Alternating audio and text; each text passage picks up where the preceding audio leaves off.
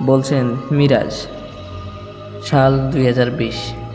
কয়েকদিন ছুটি পেয়ে আমি আর শাকিল বেড়াতে যাই ওর মামার বাড়ি, নওগাঁ জেলার একটা প্রত্যন্ত গ্রামে। গ্রামের নাম বলবো না, কারণ ওই ঘটনার পর গ্রামের মানুষ এই বিষয়ে কথা বলতে ভয় পায়। আমরা শহরের ছেলে, মাছ ধরা বলতে বুঝতাম অ্যাকুরিয়ামে মাছ রাখা। তাই ওদের খালের পা নিয়ে খালের দিকে রওনা দিলাম।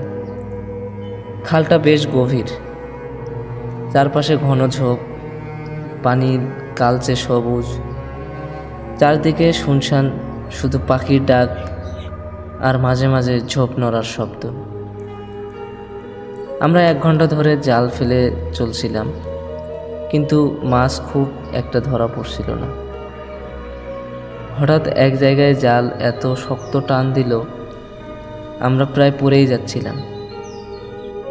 জালটা তখন তুললাম, দেখি একটা বিশাল কালো রঙের মাছ।